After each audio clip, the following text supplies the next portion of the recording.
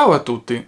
La stagione sta per concludersi, ma prima di concludere la parte sulla coltivazione di quest'anno, avrei ancora un paio di video importanti da mostrarvi.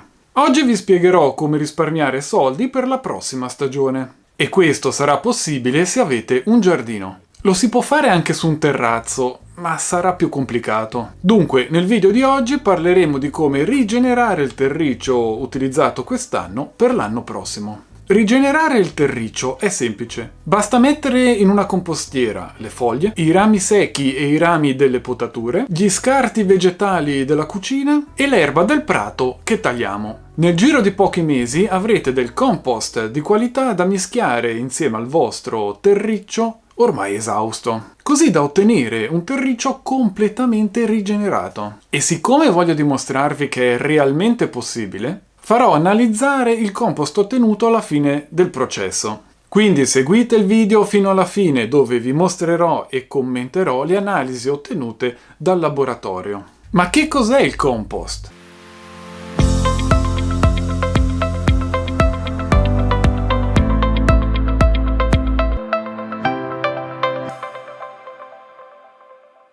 Se un giorno vi capiterà di passeggiare in un bosco, spostate del fogliame e raccogliete un po' di terriccio. Noterete subito quanto è morbido e profumato. Questo terriccio non è altro che compost, formato da foglie, rami e resti organici che si decompongono col tempo, trasformandosi in humus. E l'humus non è altro che compost ben maturo. Questo processo avviene grazie a piccoli organismi nel terreno, come lombrichi, formiche, batteri, funghi. Questi esseri viventi scompongono la materia organica e liberano sostanze nutritive, che a sua volta tornerà alle piante sotto forma di nutrienti, chiudendo così il ciclo. Il compostaggio è un processo naturale aerobico, e cioè che richiede ossigeno, ed è influenzato da fattori esterni come l'umidità e la temperatura. I batteri e i funghi sono i microorganismi più importanti in questo processo, che si divide in due fasi: maturazione e degradazione. Durante la fase di degradazione la temperatura all'interno del compost sale parecchio. Infatti potete notare del fumo che sale mentre lo smuovete e sentirete pure il calore. Durante questa fase il volume del materiale si ridurrà del 50%. Qua potete vedere prima e dopo qualche giorno. Una bella differenza. Le alte temperature sono utili perché igienizzano il materiale organico. Durante la fase di maturazione il materiale si stabilizza e diventa humus, pronto all'uso. Ecco il risultato dopo circa 9 mesi. Come potete vedere anche voi, il risultato è un terriccio scuro, omogeneo, soffice, profumato e di qualità. Infatti, per ottenere un compost di qualità, è importante gestire bene tutto l'intero processo. I materiali vegetali devono essere selezionati e miscelati secondo un rapporto preciso di carbonio-azoto.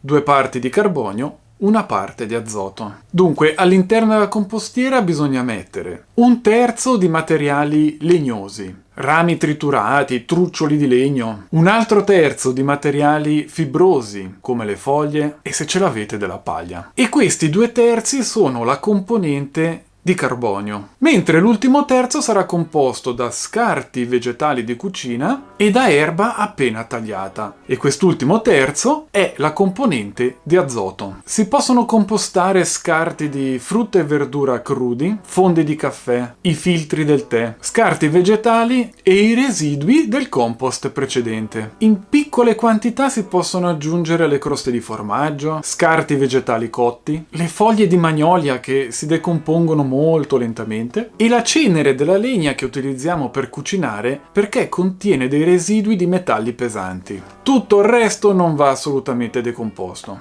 Qui potete vedere un piccolo cumulo che lascio sempre all'aria e vedete come, lasciando il materiale in terra, si forma naturalmente dell'humus, come quello che possiamo trovare nel bosco. Ecco, questo è il risultato finale. Vi consiglio di setacciarlo tramite una griglia, che volendo potete costruirvi, oppure un setaccio che potete acquistare. Setacciandolo potete separare il materiale più fine, più lavorato, da quello ancora compostabile, così che lo potete reinserire nel compostaggio e ricominciare il ciclo. Le 5 regole d'oro per il compostaggio sono: scegliere un luogo ombreggiato, creare un drenaggio sul fondo con del materiale legnoso, miscelare bene con apporti regolari di azoto e carbonio, assicurare la reazione rivoltando il materiale e regolare l'umidità interna, per esempio tramite un coperchio che farà formare della condensa. Come vi dicevo all'inizio del video, ho voluto far analizzare questo compost per capire i quantitativi dei componenti in esso contenuti. Quindi ho acquistato il solito kit per effettuare le analisi di laboratorio, inserito nella busta il quantitativo richiesto di terriccio, e in questo caso di compost, sigillato la busta e inviato tutto al laboratorio. E dopo qualche giorno mi sono arrivati i risultati. Vediamoli insieme. Possiamo vedere che il pH è di 6.4, quindi è neutro. L'azoto è elevatissimo. Stessa cosa per fosforo e potassio, elevatissimi. Logicamente è elevato anche il contenuto di humus, e più matura questo compost e più il quantitativo di humus aumenta. L'azienda molto gentilmente ci dà dei consigli, dove praticamente leggono i risultati come abbiamo fatto noi, ci danno dei consigli su quanto concimare, se interrompere la concimazione, come nel nostro caso, anche perché loro sono convinti che noi abbiamo fatto analizzare del terreno, invece abbiamo fatto analizzare del compost, quindi è naturale che sia così carico di nutrienti. Dunque, il compost che abbiamo ottenuto è un ottimo concime, che naturalmente non va utilizzato in eccesso e non va utilizzato puro così com'è. Io logicamente ho fatto dei test e quelle piante che ho messo nel compost puro hanno avuto uno sviluppo rallentato in confronto alle altre. Dunque, per i peperoncini coltivati direttamente nell'orto sono sufficienti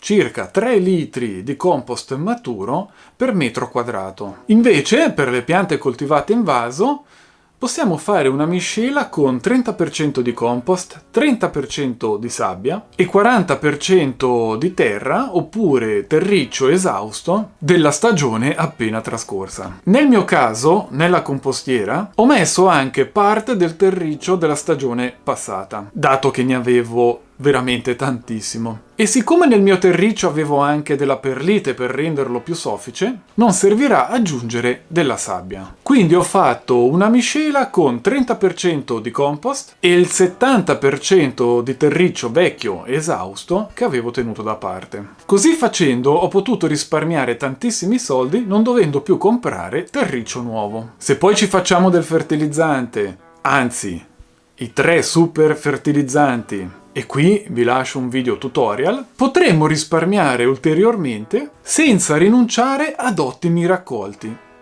E Madre Natura ci sarà grata. Un piccolo consiglio: quando tagliate il prato, lasciate una piccola parte selvaggia senza tagliare l'erba. Questo aumenterà la biodiversità nel vostro giardino. Eccoci giunti alla fine di questo lunghissimo video e spero che vi sarà utile. Se avete domande, come sempre, lo spazio sotto è tutto vostro. Grazie per essere stati con me questa domenica e piccanti saluti!